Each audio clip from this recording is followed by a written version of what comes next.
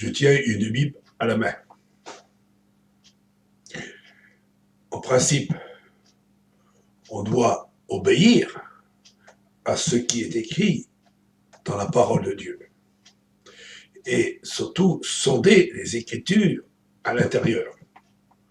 Parce qu'à l'intérieur, comme je vous dis, il y a la plume mensongère. Parce que les catholiques l'ont ajouté des versets à travers de la Bible. Parce que les apôtres, ils n'ont pas scellé la Bible. Ce n'est pas les apôtres qui ont scellé la Bible, ce sont les catholiques romaines qui ont scellé la Bible. C'est pour ça qu'à l'intérieur, ils ont mis des plumes mensongères. Et il y a des contradictions à l'intérieur. Et je vous ai montré au sujet du baptême. Vous mettez votre confiance dans des hommes qui a ajouté et qui a retranché. Le prophète a dit, méfiez-vous. Ils ont mis la plume mensongère dans la loi de Dieu pour essayer que l'homme ne puisse pas accomplir la loi de Dieu et les ordonnances de Dieu et la doctrine et les enseignements de Dieu. Mais malheureusement, vous mettez votre confiance dans vos prédicateurs et vous croyez qu'à travers vos prédicateurs qui annoncent la vérité pour vous. Mais vous ne regardez pas à l'intérieur de la Bible. Vous ne sondez pas les Écritures, vous les chrétiens. Vous mettez votre confiance dans votre prédicateur quand il parle, quand il s'exprime. Alors vous croyez, ce qu'il dit, c'est la vérité. Alors, s'il dit la vérité, en principe, il doit dire ce qui est écrit à l'intérieur, dans les actes des apôtres. Malheur à celui qui se confie en l'homme, mais heureux celui qui se confie en Dieu.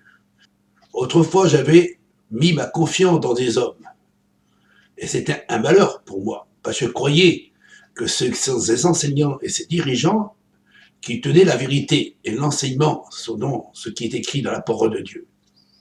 Mais quand j'ai examiné les Écritures et examiné leurs études, j'ai vu que leurs études n'étaient pas conformes à la parole de Dieu.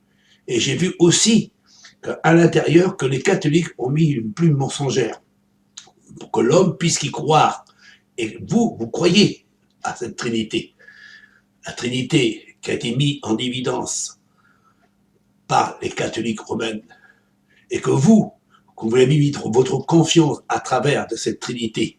Cette Trinité que je vous ai mis des dizaines et dizaines de vidéos pour bien prouver qu'il n'y a pas trois dieux, mais un Dieu unique. Vous n'obéissez même pas au commandement de Dieu.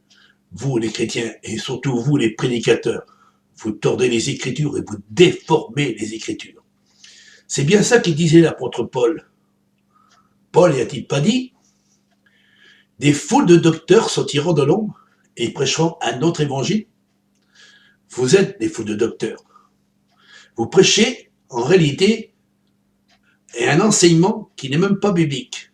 Parce que vous ne sondez même pas les Écritures. Vous n'examinez même pas les Écritures. Surtout vous, les prédicateurs. Vous l'avez reçu par vos enseignants. Et vos enseignants vous ont dirigé vers un chemin sans issue. Et vous prêchez au peuple et vous perdez le peuple avec un enseignement humain qui n'est pas à la gloire de Dieu. Vous respectez même pas les apôtres. Et vous respectez même pas le Christ. Et vous respectez même pas Dieu. Et vous respectez même pas les Écritures selon la parole vivante de Dieu. Vous dites que vous êtes chrétien. Vous dites que vous êtes serviteur de Dieu. Et vous tordez les Écritures. Surtout vous, les protestants, au fait. Vous dites que nous ne sommes pas catholiques, nous sommes protestants, parce que nous avons protesté. Alors, si vous avez protesté, pourquoi vous faites la même formule que les catholiques? Parce que les catholiques, ils baptisent au nom du Père, du Fils et du Saint-Esprit. Vous êtes catholique? Et vous aussi, vous baptisez au nom du Père, du Fils et du Saint-Esprit.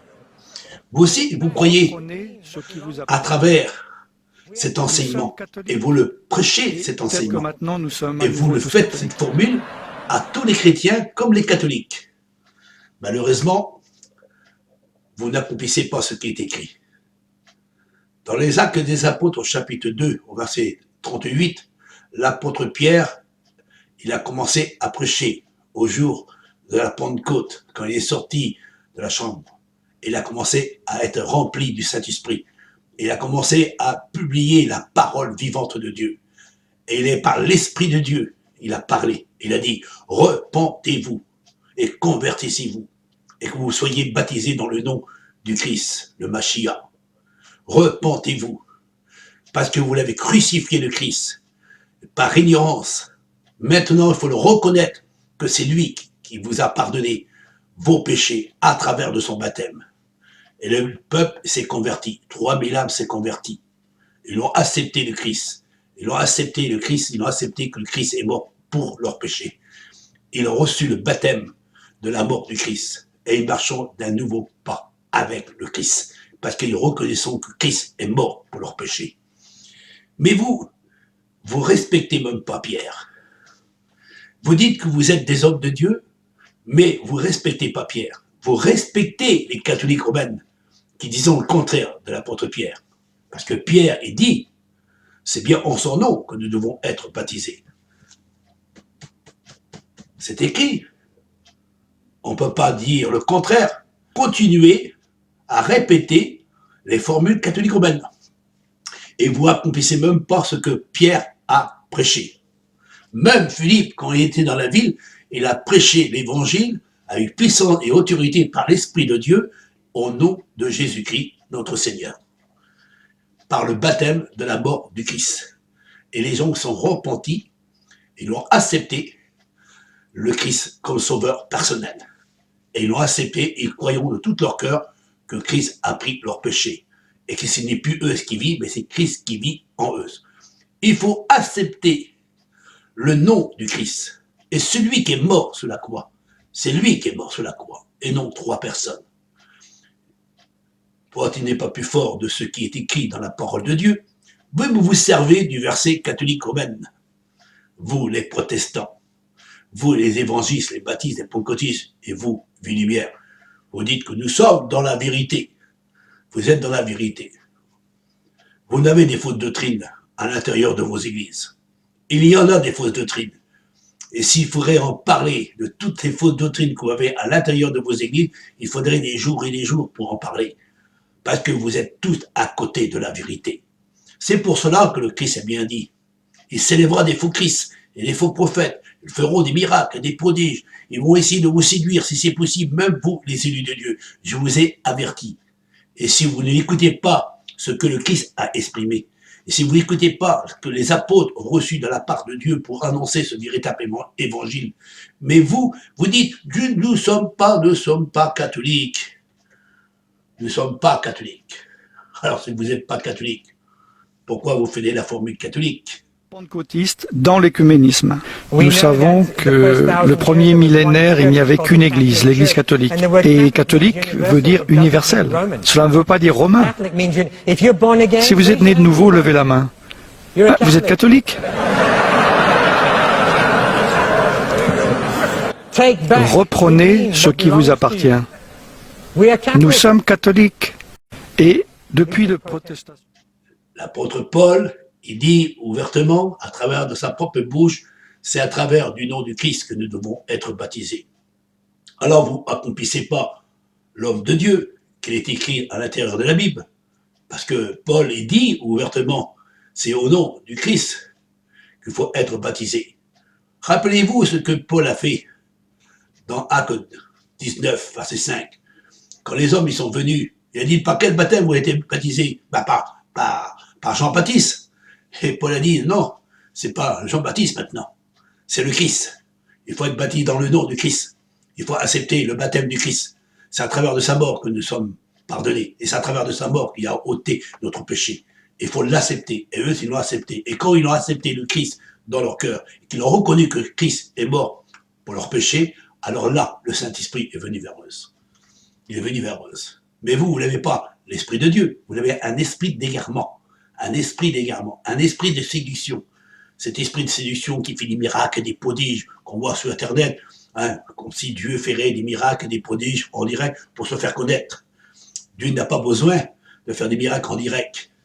Le plus grand des miracles, c'est notre cœur changé, que nous avons accepté le Christ à travers de son baptême. Le baptême du nom du Christ, le Mashiach, celui qui est mort pour notre péché. Et le baptême veut dire mort, mort avec Christ. Et ressuscité avec Christ. Si nous croyons que Christ Il est mort pour nos péchés à travers de son baptême. Et si nous croyons qu'il est ressuscité, alors nous avons la vie, si du moins nous voulons obéir. Car sans la sanctification, nul ne verra le Seigneur notre Dieu. La doctrine, elle est à l'intérieur, mais il faut sonder les Écritures. Alors cette Bible, toi, prédicateur, toi, enseignant, toi, chrétien, vous voulez rester dans votre position catholique romaine, parce que vous êtes des protestants catholiques romaines. Bah oui, catholique, protestant, évangile, baptiste, pentecôtiste, c'est la même maison. On appelle ça la Babylone, la prostituée. Ben, vous êtes bien attachés. Il y en a qui sont attachés à des églises qui sont corrompues. Et ces églises corrompues, ils sont à la charte. Et à travers de cette charte, ils marient les hommes avec les hommes. Et ils font des pactes avec et des signatures. Et disons qu'ils ont l'Esprit de Dieu avec eux. Et ils persécutent les hommes de Dieu qui disent la vérité. Et vous dites que vous avez l'Esprit de Dieu avec vous. Comme si Dieu donnerait son esprit à des gens qui vivent dans la débauche et dans la corruption. Dieu a-t-il donné son esprit à Sodome et Gomorrhe? Dieu a-t-il donné aux impies son esprit? Ou à ses fils ou à ses enfants? Il y a une distinction entre l'impie, les fils de Dieu. Parce que les fils de Dieu reçoivent l'Esprit de Dieu et obéissent aux commandements de Dieu et aux ordonnances de Dieu. Mais vous, la loi, vous l'avez mis de côté. Vous croyez que la loi a été crucifiée, est supprimée. Mais malheureusement, la loi, elle est bonne. Il faut obéir à la loi de Dieu, aux ordonnances de Dieu. Toi, prédicateur, toi que tu tiens la Bible, toi, chrétien, que tu lis pas ta Bible, tu mets ta confiance dans l'homme. Malheur à celui qui se confie en l'homme. Et vous persécutez les hommes en disant « Oh, Olivier, t'as tort, parce que tu n'es pas biblique, mon frère. Parce que tu n'es pas biblique. Parce que tu tords les Écritures, tu déformes les Écritures. Alors, si je déforme les Écritures, il faudrait parler à Pierre. Parce que Pierre a bien baptisé au nom du Christ, selon ce qui est écrit dans la parole de Dieu. Et ainsi que l'apôtre Paul, qu'il a exprimé qu'on doit être baptisé à travers de la mort du Christ, non en 3 personnes. Et ainsi que Philippe, et ainsi que tous les apôtres ont prêché à travers de cet évangile, ce véritable évangile, et ce véritable évangile, nous devons être baptisés à travers de la mort du Christ. C'est en son nom. C'est en son nom que nous devons être baptisés, et non en 3 personnes trinitaires. La Trinité n'existe pas dans la Bible. Il n'y a pas 3 dieux distincts. 3 dieux distincts, ça veut dire 3 personnes comme moi, côte à côte, et ces 3 personnes-là sont distinctes. Ah, Dieu est un Dieu, Jésus est un Dieu, et le Saint-Esprit est un Dieu, et 3 dieux distincts. Mais pourquoi le Christ priait le Père? Et pourquoi le Père qui parlait de son Fils? Il a une distinction entre le Père et le Fils. Et c'est le Père a envoyé son Fils, et le Fils est venu de la part de son Père. Et le Père a dit, voici l'agneau de Dieu. Et le Christ a dit, je suis venu pour faire la volonté de mon Père. Et Christ a dit, tout est accompli à la croix. C'est à travers de son sacrifice. Et à travers de son sacrifice, il nous a donné l'accès à y rentrer dans le sanctuaire de Dieu. Détruisez ce temple et en 3 jours, je vais le construire. Construire le temple de Dieu. Christ, il est la pierre angulaire et nous sommes des pierres vivantes. Nous sommes scellés à Christ. Et si Christ est scellé à Dieu, et nous devenons le temple de Dieu, c'est à travers du sacrifice et à travers de son sang que nous sommes purifiés. Et c'est à travers de son sang que nous pouvons y rentrer dans le sanctuaire de Dieu, parce que nous sommes pardonnés à travers de la mort du Christ, à travers de son baptême. Christ n'a-t-il pas dit, à travers de les évangiles, il a dit, comme Moïse éleva le serpent d'airain dans le désert, quiconque regardait le serpent d'airain avait la vie, et quiconque regardait l'homme, il périssait, parce qu'il regardait Moïse, et il périssait. Mais celui qui regardait le serpent d'airain, qui était fixé sur la berge, l'homme, il regardait, avait la vie. Et c'est de même. Quiconque regardera le Christ, qui est mort pour nous, pour chacun de nous, et se met notre confiance par notre foi, que nous croyons de tout notre cœur, de toute notre âme, que Christ est mort pour nos péchés, nous avons la vie. Et nous obéissons à la loi de Dieu. Nous obéissons aux ordonnances de Dieu. Et le Christ est mort pour nos péchés. C'est à travers de son sang et à travers de son nom que nous devons invoquer pour être sauvés. C'est pour cela que les hommes, quand ils ont reconnu que Jésus est mort pour leurs péchés, ils ont confessé le Christ. On confesse le Christ, on confesse le Fils de Dieu. Le Fils de Dieu qui est venu dans le monde, et c'est lui qui est mort pour nos péchés. Ceux qui ont cru, c'est ceux qui ont cru à l'Évangile. L'Évangile est une puissance de Dieu. La croix est une folie pour ceux qui périssent, mais pour nous est une puissance de Dieu. Parce que à travers de la croix, nous sommes purifiés, lavés, sanctifiés, et nous sommes morts et nous sommes ressuscités avec Christ. La croix est une folie pour ceux qui périssent, mais pour nous est une puissance de Dieu. Et si celui qui croit et qui sera baptisé, est baptisé, c'est baptisé par l'esprit de vie, la nouvelle naissance. Et celui qui a la nouvelle naissance a la vie éternelle. C'est pour ça qu'il dit, celui qui croira, qui sera baptisé, il sera sauvé. Le baptême de la mort, c'est pour ôter notre péché. Il n'y a rien à voir avec la vie. C'est la mort. Le baptême de la mort, on était ensevelis dans la mort avec Christ. Et nous sommes morts avec lui. Mais Christ, comme il est ressuscité par la puissance de Dieu, et si nous croyons que Dieu l'a ressuscité entre les morts, nous aussi, nous ressuscitons. Aujourd'hui, nous devons marcher par la foi. Marcher par la foi. Marcher dans la sanctification. Nul ne verra le Seigneur notre Dieu. Alors, toi, frère, toi, mon ami, toi qui m'écoutes, as-tu le véritable baptême à travers de la mort du Christ et non en 3 personnes? Je sais que ça dérange, mais si ça vous dérange, ça veut dire que la Bible vous dérange. Et si ça vous dérange, ça veut dire que Paul, vous ne l'aimez pas, Paul. Vous n'obéissez pas au commandement que Paul en a annoncé, que Paul a prêché, qui a dit ouvertement, et ainsi que Pierre. L'ont-ils dit qu'il faut être baptisé au nom du Père, du Fils et du Saint-Esprit en 3 personnes? Pierre a-t-il fait cela? Et vous, vous obéissez aux catholiques romaines. Vous obéissez aux catholiques romaines et vous dites, nous sommes protestants, nous ne faisons pas partie des catholiques, nous sommes protestants. Oui, vous êtes protestants. Un protestant, il ne s'attache pas à des églises corrompues qui marient les hommes avec les hommes. Hein? C'est un petit mot qui passe de ma bouche, malheureusement c'est sorti de ma bouche, mais bon, c'est une vérité. Et Dieu ne donne pas son esprit à une prostituée. Dieu donne son esprit à ceux qui font sa volonté et qui marchent dans les lois de Dieu. Alors, bon entendant, j'espère que vous avez compris le sens réel encore de cette vérité. Oh, Olivier, tu n'arrêtes pas d'en parler. Arrête un petit peu. Ah bah oui, mais si on ne parlerait pas, les pierres, ils vont crier. Hein, les pierres, ils vont crier. Mais il faut qu'on parle, il faut qu'on s'exprime, il faut qu'on fait sonner de notre trompette pour enfin de faire entendre le son de la voix de Dieu, et non cette trompette qui n'est pas à la gloire de Dieu. Vous, les prédicateurs, vous prêchez pas le véritable évangile. Vous tordez les Écritures. Vous séduisez le peuple avec une fausse doctrine catholique romaine. Alors, vous, les protestants, ne disiez pas que vous n'êtes pas catholique. Le catholique a bien dit, vous n'êtes plus de protestants. Vous n'avez plus le droit de protester. Maintenant, vous êtes catholique. Vous êtes catholique. Vous êtes né de nouveau. Il a bien dit, vous êtes né de nouveau. Ah oui, vous êtes né de nouveau, au nom du Père, du Fils, Saint-Esprit. Vous l'avez accepté, la doctrine catholique romaine, ce verset qui était ajouté par les catholiques romaines pour essayer de faire passer cette trinité et que vous la supportez bien. C'est pour ça que Paul a bien dit, vous supportez bien cette doctrine. Et j'arrive pas à comprendre, vous les chrétiens, vous les supportez encore mieux que les prédicateurs.